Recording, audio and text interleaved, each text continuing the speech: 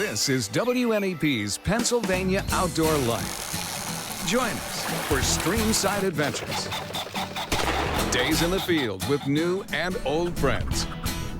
It's all about making memories and following traditions, and exciting hunting experiences with interesting people. We've captured the beauty and majesty of the great outdoors, and it's all next on Pennsylvania Outdoor Life. Hello everyone and welcome to Pennsylvania Outdoor Life. I'm Don Jacobs in the Pennsylvania Outdoor Life cabin, and celebrating Veterans Day yesterday, and you may even notice a little bit of a trend. Last week we were at Camp Freedom to celebrate what they do for veterans, and today we're going to take you to Patriots Cove, Wyoming County in Knoxon Township. Jeff Swire's in charge of it, and Jeff invited us because he said, you know what, this is the week we bring mentors and we bring veterans together to do a little bit of deer hunting. Well, here's Jeff Swire.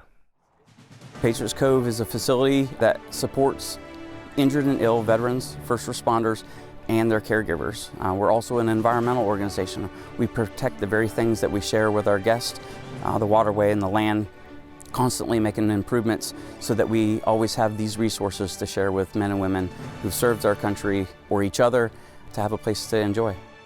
90% of everything that's on this facility, or even where we hunt and fish, is all built by volunteers. We don't have to rely on contractors to do a lot of the work, which allows us to stretch those generous donations from the community and business. And we've been here for some of those fishing tournaments and good times, and we've been through some hunting with you too.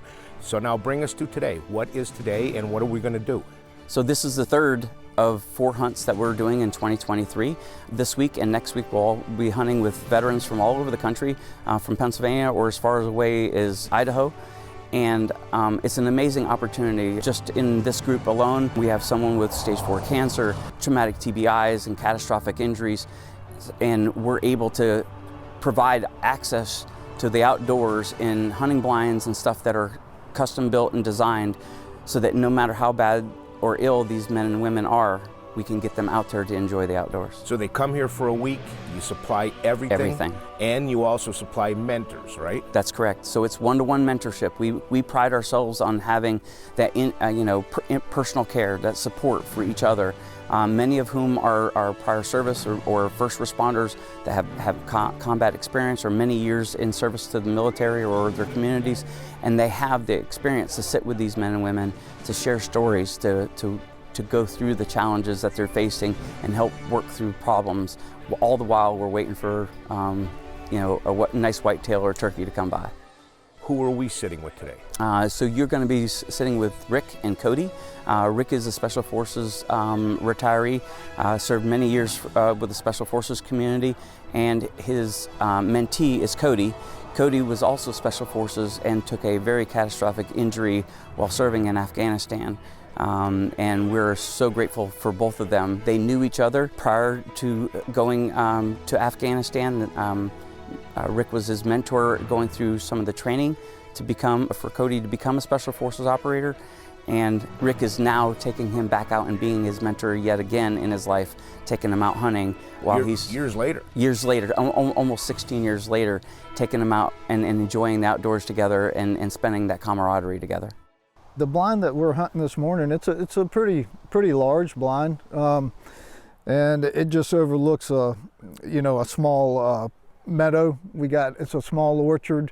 It's cleared out, and there's some fruit trees there. So we didn't see. We saw one doe this morning, but activity has been a little slow.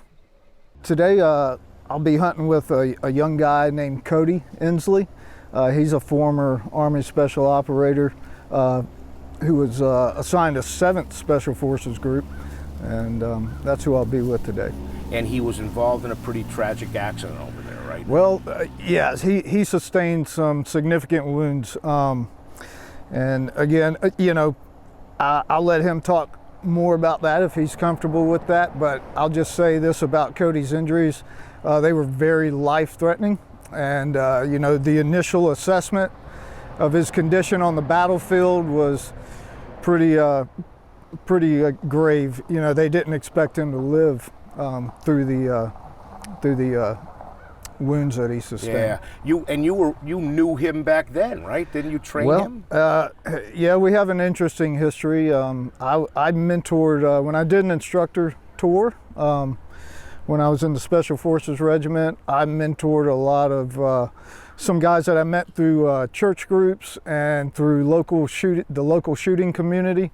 I just, I'm blessed to have a range on my property in North Carolina, and so I would take some of those younger guys under my wing and just they were hungry for knowledge, so I was willing to spend some extra time with them, so to say. And Cody was one of them. Cody was one of those guys. He sure was. So now fast forward, when was the last time that you saw him?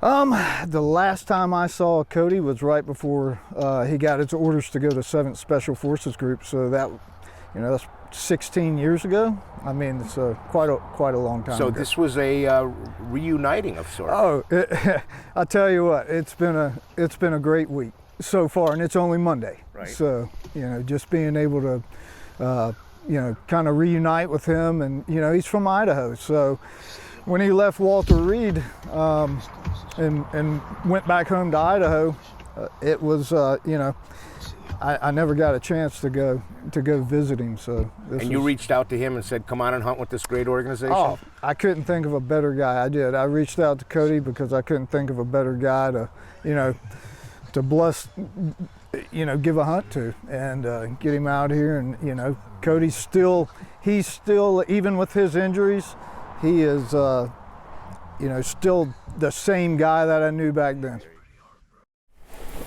On the East Coast here with the whitetail, generally you're going to see the most movement probably about 2 hours after sunlight.